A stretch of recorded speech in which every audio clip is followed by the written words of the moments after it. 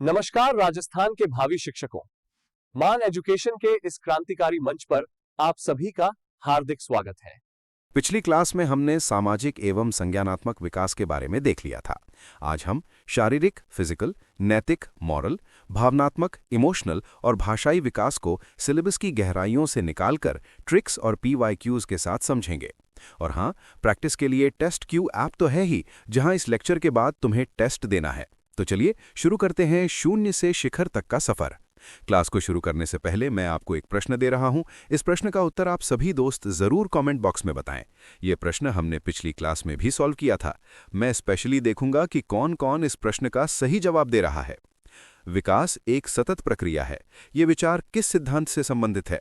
ए, अंतःसंबंध का सिद्धांत, बी, निरंतरता का सिद्धांत, सी, एकीकरण का सिद्धांत, डी, व्यक्तिगत विभिन्नता। दोस्तों, बहुत से विद्यार्थी इतिहास और भूगोल के सागर में गोते लगाते रहते हैं, लेकिन मनोविज्ञान वो विषय है जो कम समय में से पूरे नंबर दिला सकता है। आज हम रटेंगे नहीं, हम मनोविज्ञान को जिएंगे। मेरे साथ है परी, जो आप सबकी आवाज है। जी सर, मुझे खुशी है कि आपने आज मुझे चुना। अब आते हैं हमारे शरीर पर। एक बच्चे का शारीरिक विकास कैसे होता है? क्या ये रैंडम है? नहीं, इसके निश्चित नियम हैं। परी, क्या तुमने कभी सोचा है कि बच्चा पहले अपना सिर संभालना सीखता है या पैर? सर, मैंने देखा है कि छोटे बच्चे पहले अपनी गर्दन ठहराते हैं, चलना तो बहुत बाद में सीखते हैं। शाबाश, यही तो मनोविज्ञान का नियम है। इसे हम विकासात्मक दिशा का सिद्धांत, प्रिंसिपल ऑफ डेवलपमेंटल डायरेक्शन कहते हैं। यहां से प्रश्न बनना तय है। विकास की दिशा के 2 स्वर्णिम नियम देखो। मस्तकाधोमुखी सेफेलोकॉर्डल सीक्वेंस। अर्थ, सेफेलो यानी सिर, कॉर्डल यानी पूंछ या पैर, यानी विकास सिर से पैर की ओर होता है, हेड टू टो। वैज्ञानिक तथ्य, भ्रूण अवस्था में भी सबसे पहले सिर विकसित होता है। जन्म के बाद बच्चा पहले आंखों की गति पर नियंत्रण करता है, फिर गर्दन पर, फिर धड़ पर और अंत में पैरों पर। इसलिए बच्चा पहले देखता है, फिर बैठता है और अंत में चलता है। याद रखने की ट्रिक है, सिर ऊपर है तो विकास भी ऊपर से शुरू होगा। और दूसरा, निकट दूर क्रम, प्रॉक्सिमो डिस्टल सीक्वेंस। अर्थ, प्रॉक्सिमो यानी केंद्र या पास, डिस्टल यानी दूर, यानी विकास शरीर के केंद्र से बाहर की ओर होता है, सेंटर टू पेरिफेरी। उदाहरण, बच्चे की रीढ़ की हड्डी, स्पाइनल कॉर्ड और दिल पहले विकसित होते हैं। बच्चा पहले अपने पूरे हाथ यानी कंधे को हिलाता है, फिर कोहनी, फिर कलाई और सबसे अंत में उंगलियों पर नियंत्रण पाता है। ध्यान देना, अगर प्रश्न आए कि बच्चा पहले पूरी हथेली से गेंद पकड़ता है और बाद में 2 उंगलियों से मटर का दाना उठाता है, तो ये कौन सा सिद्धांत है? उत्तर होगा प्रॉक्सिमो डिस्टल, क्योंकि नियंत्रण केंद्र से उंगलियों की तरफ गया है। सर, ये तो बहुत लॉजिकल है, लेकिन क्या विकास की गति हमेशा एक जैसी रहती है? नहीं परी, और यहीं पर RPSC तुम्हें फंसाएगा। विकास की गति असमान यानी अनइवन होती है। चलो, मैं तुम्हें एक ग्राफ बनाकर समझाता हूं, जो परीक्षा में सीधे पूछा जाता है। शारीरिक विकास की गति को देखते हैं, रेट ऑफ फिजिकल ग्रोथ। इस पैटर्न को ध्यान से देखो, तेज, धीमी, फिर तेज, यानी फास्ट, स्लो, फास्ट। शैशवावस्था, इन्फेंसी, 0 से 2 वर्ष। गति, अत्यधिक तीव्र। डेटा, जन्म के समय जो वजन होता है वो 2 से 6 महीने में 2 गुना और 1 साल में 3 गुना हो जाता है। मस्तिष्क का 55% से ज्यादा विकास पहले 2 वर्षों में हो जाता है। विशेषता, बच्चा पूरी तरह परजीवी यानी दूसरों पर निर्भर से आत्मनिर्भरता की ओर पहला कदम बढ़ाता है। और बाल्यावस्था, चाइल्डहुड, 2 से 12 वर्ष। इसमें 2 अवस्थाओं को देखेंगे। पहली, पूर्व बाल्यावस्था, अर्ली चाइल्डहुड, 3 से 6 वर्ष। गति थोड़ी धीमी हो जाती है, लेकिन फिर भी सक्रिय रहती है। दूसरी, उत्तर बाल्यावस्था, लेट चाइल्डहुड, 6 से 12 वर्ष। सबसे धीमी, स्लोएस्ट। ये विकास का पठार काल है। अब देखो, शारीरिक विकास की दर किस अवस्था में न्यूनतम होती है? इसका उत्तर है बाल्यावस्था। कारण, शरीर अपनी ऊर्जा को संगठित, कंसोलिडेट करता है ताकि आने वाले तूफान किशोरावस्था का सामना कर सके। हड्डियां मजबूत होती हैं, मांसपेशियां संगठित होती हैं। अब आती है किशोरावस्था, अडोलेसेंस, 12 से 18 वर्ष। गति पुनः तीव्र, ग्रोथ स्पर्ट। विस्फोट, हार्मोनल बदलाव के कारण अचानक लंबाई और वजन बढ़ता है। इसे प्यूबर्टी ग्रोथ स्पर्ट कहते हैं। सर, तो इसका मतलब 6 से 12 साल के बीच बच्चा हाइट में ज्यादा नहीं बढ़ता? बढ़ता है, लेकिन शैशवावस्था और किशोरावस्था के मुकाबले रफ्तार कम होती है। इसे स्थिरता का काल भी कहते हैं। परी जल्दी से अपना टेलीग्राम खोलो और हमारे चैनल पर देखो, मैंने अभी एक पोल डाला है। किस अवस्था को टोली की आयु यानी गैंग एज कहा जाता है? ये शारीरिक विकास के इसी चरण से जुड़ा है, क्योंकि बच्चा अब बाहर खेलने जाता है। सर, गैंग एज तो उत्तर बाल्यावस्था यानी लेट चाइल्डहुड है ना? बिल्कुल सही। और टॉय एज यानी खिलौनों की आयु पूर्व बाल्यावस्था यानी अर्ली चाइल्डहुड है। इन दोनों में कंफ्यूज मत होना। अब हम बात करेंगे उस जादू की जो हमें जानवरों से अलग करता है, भाषा। परी, तुम्हें क्या लगता है, बच्चा बोलना कैसे सीखता है? क्या वो बड़ों की नकल करता है या उसके दिमाग में पहले से कोई चिप लगी है? सर, बीएड में पढ़ा था कि कुछ मनोवैज्ञानिक कहते हैं कि हम नकल से सीखते हैं, जैसे स्किनर। सही कहा। व्यवहारवादी जैसे स्किनर मानते थे कि भाषा पुनर्बलन यानी रीइंफोर्समेंट और अनुकरण से सीखी जाती है। लेकिन आरपीएससी के लिए जो नाम तुम्हें भगवान की तरह पूजना है वो है नोम चॉम्स्की। चॉम्स्की ने पूरी दुनिया को हिला दिया ये कहकर कि भाषा सीखने की क्षमता जन्मजात होती है। उन्होंने 2 ब्रह्मास्त्र दिए, LAD language acquisition device. Chomsky के अनुसार बच्चे के दिमाग में एक काल्पनिक यंत्र होता है जिसे LAD कहते हैं। ये कोई फिजिकल मशीन नहीं बल्कि मस्तिष्क की एक जैविक क्षमता है।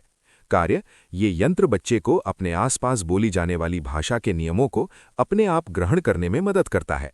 महत्वपूर्ण तथ्य, ये LAD बचपन यानी 5 साल तक सबसे ज्यादा सक्रिय रहता है और किशोरावस्था के बाद कमजोर पड़ने लगता है। इसलिए बचपन में नई भाषा सीखना आसान होता है। सर, तो इसका मतलब हमें बच्चे को व्याकरण रटाने की जरूरत नहीं है? बिल्कुल नहीं। क्या तुमने कभी किसी 3 साल के बच्चे को हिंदी व्याकरण की किताब पढ़ते देखा है? फिर भी वो सही बोलता है, मुझे पानी चाहिए, न कि पानी चाहिए मुझे। ये LAD का कमाल है जो हिंदी के SOV पैटर्न को अपने आप पकड़ लेता है। परी, अब हम भाषा विकास की रेलगाड़ी चलाएंगे। आरपीएससी अक्सर क्रम पूछता है। इसे याद रखने की ट्रिक है CCBOT। C क्राइंग, क्रंदन, जन्म से। ये पहली ध्वनि है, ये भाषा नहीं बल्कि फेफड़ों में हवा भरने की रिफ्लेक्स प्रक्रिया है, लेकिन संचार की शुरुआत यही है। C कूइंग, कूकना, 2 से 3 माह। जब बच्चा खुश होता है तो स्वर जैसी आवाजें निकालता है, जैसे उ ऊ आ। इसे वॉवल साउंड्स कहते हैं। B बैबलिंग, बड़बड़ाना, 6 माह। अब व्यंजन जुड़ जाते हैं, जैसे बा बा बा, दा दा दा। रोचक तथ्य, दुनिया का हर बच्चा चाहे वो किसी भी देश का हो पहले बा, माँ, पा ही बोलता है, क्योंकि ये ओष्ठीय ध्वनियां सबसे आसान होती हैं। O 1 वर्ड स्टेज यानी एक शब्दीय अवस्था, 12 माह, 1 वर्ष। इसे होलोप्लास्टिक स्टेज कहते हैं। बच्चा एक शब्द से पूरी बात कहता है, जैसे दूध का मतलब है मुझे दूध चाहिए। T टेलीग्राफिक स्पीच, तार वाली भाषा, 18 से 24 माह। 2 शब्दों का जोड़, जैसे मम्मा जाओ, पानी दे। इसमें व्याकरण है, हूं, का, की गायब होता है, जैसे पुराने जमाने के टेलीग्राम में होता था। सर, ये तो CCBOT ट्रिक तो कमाल की है। क्रंदन, कूकना, बड़बड़ाना, एक शब्दी, तार वाली भाषा। और 2 से 3 साल की उम्र में होता है लैंग्वेज एक्सप्लोजन यानी भाषा विस्फोट, जहां शब्दावली रॉकेट की तरह बढ़ती है। अब दिल की बात करते हैं। संवेग, इमोशंस। इमोशन शब्द लैटिन भाषा के इमोवेर से बना है, जिसका अर्थ है उत्तेजित होना। परी, क्या नवजात शिशु को गुस्सा आता है? सर, रोता तो बहुत है, शायद आता होगा। यही हम गलती करते हैं। जन्म के समय बच्चे में स्पष्ट गुस्सा या डर नहीं होता, तो फिर क्या होता है? इसके लिए हमें कैथरीन ब्रिजेस के चार्ट को रटना होगा। ये आरपीएससी का फेवरेट टॉपिक है। ब्रिजेस ने 1932 में बच्चों पर अध्ययन करके बताया कि संवेग कैसे विकसित होते हैं। इस टाइमलाइन को ध्यान से देखो। आयु, एज, विकसित संवेग, डेवलप्ड इमोशंस, विवरण और ट्रिक। जन्म, इस समय सामान्य उत्तेजना, जनरल एक्साइटमेंट। बच्चा ना खुश है ना दुखी, बस उत्तेजित है। 3 माह, इस समय संवेग, कष्ट और आनंद, डिस्ट्रेस और डिलाइट। उत्तेजना 2 भागों में बढ़ जाती है, नेगेटिव यानी रोना और पॉजिटिव यानी मुस्कुराना। 6 माह, इस समय संवेग, भय, घृणा, क्रोध। नकारात्मक संवेग पहले आते हैं। ट्रिक, 6 महीने का बच्चा डरा, गुस्साया और घिनाया। 12 माह, 1 वर्ष, इस समय संवेग, उल्लास और स्नेह, बड़ों के लिए प्रेम जागता है। 18 माह, इस समय संवेग, ईर्ष्या, जेलसी। महत्वपूर्ण, ईर्ष्या किस उम्र में आती है? उत्तर, 18 से 24 महीने। इसे सिबलिंग राइवलरी की शुरुआत कहते हैं। 24 माह, 2 वर्ष, इस समय संवेग, हर्ष, जॉय। अब बच्चा पूरी तरह खुश होना सीख जाता है। परी, देख रही हो, संवेग सामान्य से विशिष्ट की ओर बढ़ रहे हैं। पहले सिर्फ उत्तेजना थी, अब ईर्ष्या और प्रेम भी है। सर, और वो वॉटसन वाला क्या था? अरे हाँ, जेबी वॉटसन, व्यवहारवाद के पिता। उन्होंने कहा था कि जन्म के समय बच्चे में केवल 3 मौलिक संवेग होते हैं। ट्रिक है FAL, फाल यानी गिरना। F भय, तेज आवाज या गिरने के एहसास से। A एंगर, क्रोध, रेज, हाथ पैर बांधने या गति रोकने से। L लव, प्रेम, स्नेह, सहलाने या थपथपाने से। अब एक प्रश्न देखो, वॉटसन के अनुसार निम्नलिखित में से कौन सा जन्मजात संवेग नहीं है? A भय, B क्रोध, C प्रेम, D ईर्ष्या। ईर्ष्या क्योंकि ये 18 महीने में आती है, जन्म के समय नहीं। सर, ये तो ब्रिजेस के चार्ट से भी प्रूव हो रहा है। सब कुछ कितना कनेक्टेड है। अब आते हैं सबसे पेचीदा लेकिन सबसे ज्यादा नंबर देने वाले टॉपिक पर, नैतिकता। सही क्या है, गलत क्या है? क्या चोरी करना हमेशा गलत है? अगर किसी की जान बचाने के लिए दवा चोरी करनी पड़े तो? सर, ये तो वो हाइंस की दुविधा वाली कहानी लग रही है। बिल्कुल सही पकड़ा। लॉरेंस कोलबर्ग ने इसी कहानी, जहां हाइंज अपनी मरती हुई पत्नी के लिए दवा चोरी करता है, के आधार पर अपना सिद्धांत दिया। उन्होंने 3 स्तर यानी लेवल्स और 6 अवस्थाएं बताईं। चलो इसे एक जादुई ट्रिक से याद करते हैं। स्तरों के लिए ट्रिक है PCP, प्री, कन्वेंशनल, पोस्ट। चलो देखते हैं कोलबर्ग के नैतिक विकास के चरण। सबसे पहले स्तर 1, पूर्व परंपरागत, प्री कन्वेंशनल, 4 से 10 वर्ष। नैतिकता बाहरी होती है, बच्चा मैं यानी सेल्फ पर केंद्रित है। अवस्था 1, दंड और आज्ञा पालन, पनिशमेंट एंड ओबीडियंस। इसमें बच्चा तर्क देता है, मैं चोरी नहीं करूंगा क्योंकि मम्मी मारेगी या पुलिस पकड़ लेगी, यानी डर से नैतिकता। अवस्था 2, साधनात्मक सापेक्षवादी या व्यक्तिगत विनिमय, ट्रिक टिट फॉर टैट, जैसे को तैसा। इसमें बच्चा तर्क देता है, अगर तुम मेरी पीठ खुजाओगे तो मैं तुम्हारी खुजाऊंगा, या मुझे क्या मिलेगा। स्तर 2, परंपरागत, कन्वेंशनल, 10 से 13 वर्ष। नैतिकता समाज और नियमों पर आधारित है, बच्चा हम यानी वी पर केंद्रित है। अवस्था 3, अच्छा लड़का अच्छी लड़की, गुड बॉय गुड गर्ल। इसमें बच्चा तर्क देता है, मैं चोरी नहीं करूंगा वरना लोग मुझे चोर कहेंगे। बच्चा दूसरों की प्रशंसा पाना चाहता है। RPSC प्रश्न, किस अवस्था में बच्चा सामाजिक अनुमोदन चाहता है? उत्तर अवस्था 3। अवस्था 4, कानून और व्यवस्था। इसमें बच्चा तर्क देता है, चोरी करना गैरकानूनी है, नियम नियम होते हैं, उन्हें किसी भी हाल में नहीं तोड़ा जा सकता, कर्तव्य पालन ही धर्म है। स्तर 3, उत्तर परंपरागत, पोस्ट कन्वेंशनल, 13+ वर्ष। नैतिकता आंतरिक सिद्धांतों पर है, बच्चा सिद्धांत यानी प्रिंसिपल्स पर केंद्रित है। अवस्था 5, सामाजिक अनुबंध, सोशल कॉन्ट्रैक्ट। इसमें बच्चा तर्क देता है, नियम लोगों की भलाई के लिए है, अगर हाइंस की पत्नी मर रही है तो नियम तोड़ा जा सकता है, जान बचाना नियम से बड़ा है, लचीलापन। अवस्था 6, सार्वभौमिक नैतिक सिद्धांत, यूनिवर्सल एथिकल प्रिंसिपल्स। इसमें बच्चा तर्क देता है, मैं अपनी जान दे दूंगा लेकिन सत्य और न्याय से समझौता नहीं करूंगा। गांधी जी, नेल्सन मंडेला स्तर। ये अंतरात्मा की आवाज है। मानसर, इन 6 स्टेजेस को याद रखने की कोई एक लाइन की ट्रिक बता दीजिए ना। लिखो परी, ये मंत्र अंग्रेजी में है पर याद कर लो। Punish the selfish good law for social ethics. Punish से पनिशमेंट यानी दंड, सेल्फिश से एक्सचेंज या सेल्फ इंटरेस्ट, स्वार्थ या विनिमय, गुड से गुड बॉय गुड गर्ल, अच्छा लड़का, लॉ से लॉ एंड ऑर्डर, कानून व्यवस्था, सोशल से सोशल कॉन्ट्रैक्ट, सामाजिक अनुबंध, एथिक्स से एथिकल प्रिंसिपल्स, नैतिक सिद्धांत। एक बात और याद रखना परी, कैरोल गिलिगन ने कोलबर्ग की आलोचना की थी। उन्होंने कहा था कि कोलबर्ग का सिद्धांत लिंग भेद करता है। कोलबर्ग ने केवल लड़कों पर प्रयोग किए थे और महिलाओं की देखभाल वाली नैतिकता को कम आंका था। ये प्रश्न भी RPSC में आ सकता है। परी, अब देखो ये सब कैसे जुड़ा हुआ है। RPSC 2nd ग्रेड का सिलेबस इसे होलिस्टिक डेवलपमेंट क्यों कहता है? शारीरिक मानसिक, अगर मस्तिष्क यानी शारीरिक विकसित नहीं होगा, माइलिनेशन नहीं होगा, तो भाषा यानी LAD काम नहीं करेगा। अगला है भाषाई सामाजिक, अगर भाषा के बिना बच्चा अपने संवेग यानी ब्रिजेस चार्ट व्यक्त नहीं कर पाएगा और समाज से नहीं जुड़ पाएगा।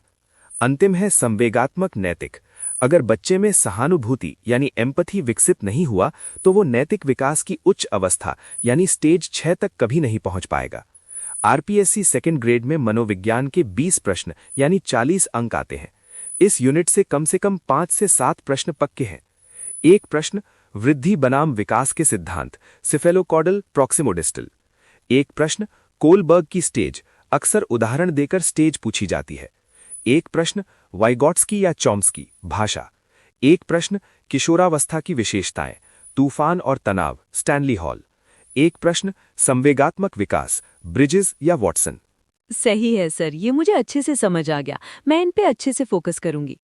मेरे प्यारे भविष्य के शिक्षकों, आप सिर्फ एक परीक्षा की तैयारी नहीं कर रहे, आप राजस्थान की आने वाली पीढ़ी को गढ़ने की तैयारी कर रहे हैं। जब आप ये जानेंगे कि बच्चा बड़बड़ाता क्यों है, वो जिद्दी क्यों है या वो नियम क्यों तोड़ रहा है, तभी आप एक सच्चे गुरु बन पाएंगे। आरपीएससी ग्रेड 2 का सिलेबस सीमित है, इसे अपनी ताकत बनाओ। डरना नहीं है, बस सही रणनीति से वार करना है। टेस्टक्यू ऐप डाउनलोड करें। मैंने इस लेक्चर पर आधारित एक विशेष unit wise mock test upload किया है।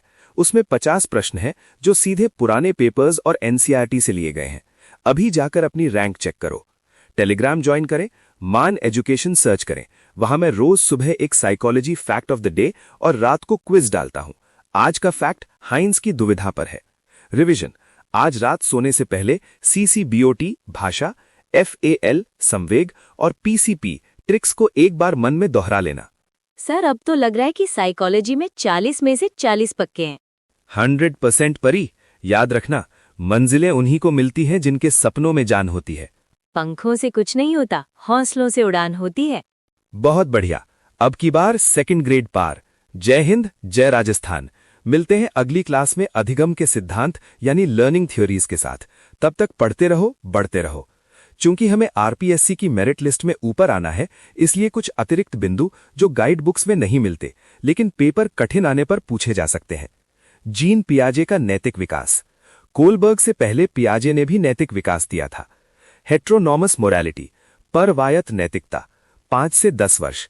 नियम भगवान या बड़ों ने बनाए हैं, बदले नहीं जा सकते, यानी मॉरल रियलिज्म। ऑटोनोमस मोरालिटी, 10+ वर्ष। नियम आपसी सहमति से बदले जा सकते हैं, यानी मॉरल रिलेटिविज्म।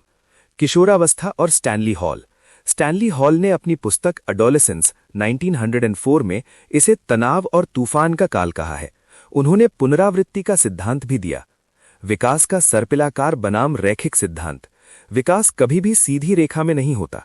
जैसे एक स्प्रिंग पीछे मुड़कर ऊर्जा बटोरती है और फिर आगे बढ़ती है, वैसे ही विकास एक चरण में तेजी से होता है, फिर विराम लेता है यानी कंसोलिडेशन, और फिर आगे बढ़ता है। भाषा और विचार। पियाजे, विचार पहले आते हैं, भाषा बाद में, यानी थॉट डिटर्मिन्स लैंग्वेज। वाइगॉट्स्की, भाषा और विचार शुरू में अलग होते हैं, बाद में मिल जाते हैं। भाषा विचार को निर्देशित करती है, यानी प्राइवेट स्पीच महत्वपूर्ण है। वॉफ, भाषाई सापेक्षता, लिंग्विस्टिक रिलेटिविटी। भाषा हमारे सोचने के तरीके को निर्धारित करती है। अब मिलेंगे यूनिट 3 के साथ। आपकी 2 यूनिट्स पूरी हो चुकी है इन 4 क्लासेस में। Okay man sir, thank you so much. जय हिंद, जय राजस्थान।